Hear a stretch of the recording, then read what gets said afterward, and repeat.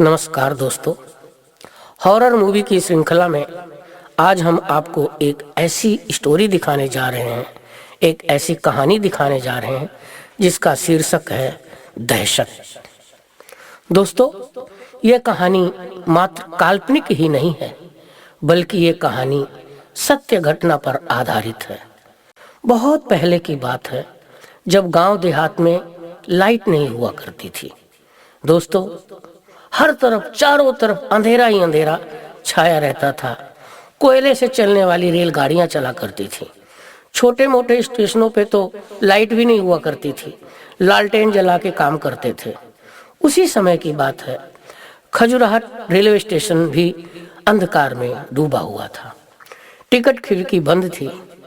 एक लालटेन की मध्यम सी रोशनी टिमटिमा रही थी। स्टेशन मास्टर कंबल ओढ़े, हाथ में टार्च और लालटेन लिए खड़ा था। शायद कोई गाड़ी आने वाली थी। रात के 12 बज रहे थे। स्टेशन घने जंगलों के बीच बना हुआ था। चारों तरफ गहरा सन्नाटा छाया हुआ था।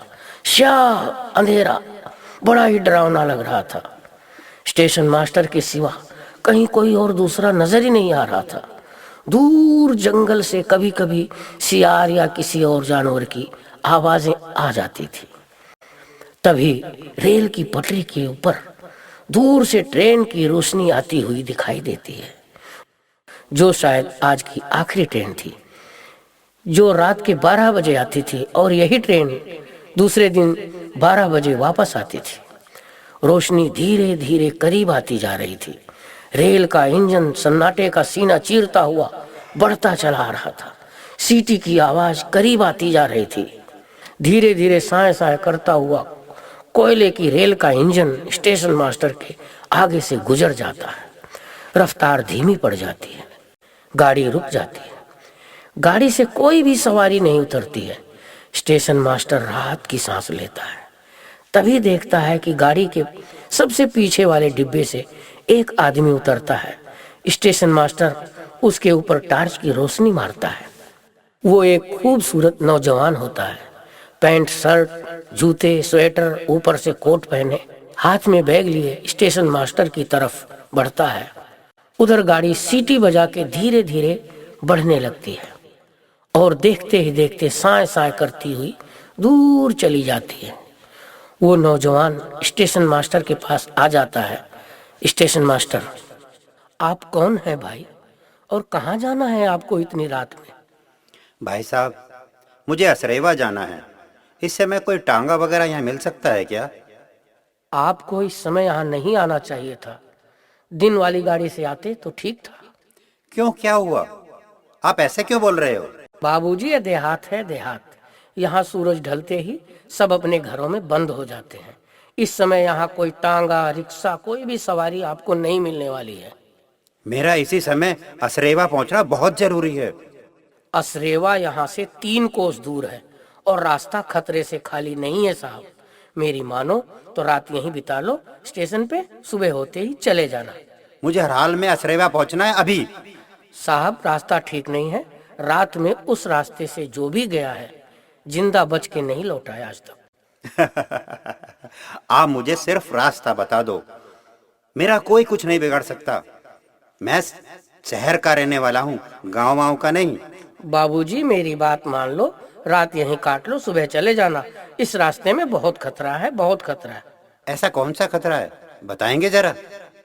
उस रास्ते पे आगे चल के बहुत बड़ा जंगल पड़ता है। आधी रात के बाद जंगल में प्रेत आत्माओं का साम्राज्य फैल जाता है, जो सुबह 4 बजे तक चलता है। स्टेशन मास्टर की बात सुन के वो नौजवान जोर से हंसता है और मजाक उड़ाते हुए कहता है, भूत, प्रेत, आत्माएं, किस जमाने की बात कर रहे हैं आप? मैं नहीं मानता इन बातों को। आप मुझे सिर्फ असरेवा जाने का रास्ता बता दीजिए। ठीक है, नहीं मान रहे हो तो जाओ। स्टेशन मास्टर उसको रास्ता बता देता है। वो नौजवान स्टेशन से बाहर निकलता है, पैदल पैदल चला जा रहा है। अंधेरे में थोड़ी दूर चलने के बाद उसको लालटेन की रोशनी नजर आती है। वो चलते हुए वहां पहुंचता है तो देखता है एक झोपड़ी के आगे लालटेन टंगी है जो जल रही है। वहीं एक हाथ रिक्शा लिए एक बूढ़ा आदमी खड़ा है। नौजवान खुश हो जाता है। स्टेशन मास्टर मुझसे झूठ बोल रहा था कि रास्ता खतरनाक है, सुनसान है। यहाँ तो दुकानें खुली हुई है, रिक्शा भी खड़ी है। वो चल के रिक्शे वाले के पास पहुंचता है। भाई, मुझे असरेवा जाना है, छोड़ दोगे क्या? छोड़ दूंगा। कितने रुपए लोगे? जो मर्जी दे देना, बैठो। वो रिक्शे पे बैठ जाता है। रिक्शे वाला रिक्शा चलाने लगता है। रिक्शा अंधेरे रास्ते पे चलती चली जा रही है, चलती चली जा रही है। चारों तरफ घोर अंधेरा, घोर सन्नाटा छाया हुआ है। नौजवान अंदर ही अंदर डर भी रहा था। तभी उसको बाजार नजर आने लगता है। पूरी तरह से चहल पहल, दुकानें लगी हैं, लोग बाग सामान खरीद रहे हैं, बेच रहे हैं। पूरे बाजार में रोशनी फैली हुई है, भारी शोरगुल मचा हुआ है। नौजवान का डर निकल जाता है। उसका मन चाय पीने को होता है। वो रिक्शे वाले से बोलता है, एक एक कप चाय पीते हैं, फिर चलते हैं। ठीक है। रिक्शा रुक जाती है। नौजवान चाय की दुकान से 2 चाय लेता है, एक रिक्शे वाले को देता है, एक खुद लेके खड़े खड़े चाय पीते हैं दोनों।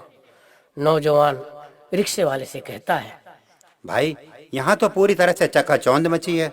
स्टेशन मास्टर ने तो मुझसे कहा था कि रास्ता बहुत खतरनाक है, इस रास्ते पे भूत प्रेत रहते हैं रात में। लेकिन यहाँ तो मैं उल्टा ही देख रहा हूँ, बाजार लगा हुआ है रात में। बाबूजी चुपचाप चाय पियो और चलो।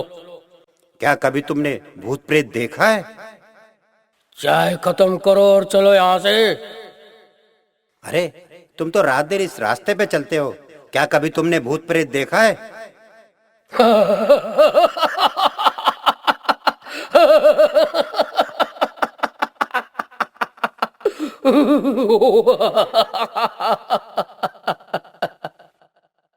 भाई, भाई तुम हंस क्यों रहे हो?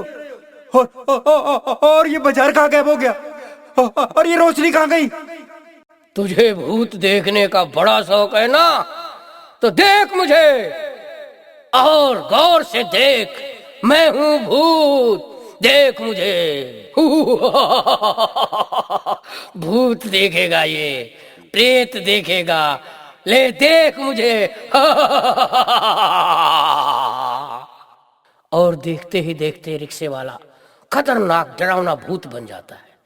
वो नौजवान भूत को अपने सामने देख के पसीने पसीने हो जाता है। वो बेहोश होके गिर जाता है और फिर वहां पर सिर्फ अंधेरे के सिवा कुछ भी नजर नहीं आता। सब कुछ गायब। नौजवान जो दहशत से मर जाता है, उसकी लाश पड़ी है। बस स्याह अंधेरा, सन्नाटे की रात, रास्ते में पड़ी नौजवान की लाश। दूर जंगल में जानवरों की डरावनी आवाजें आ रही हैं।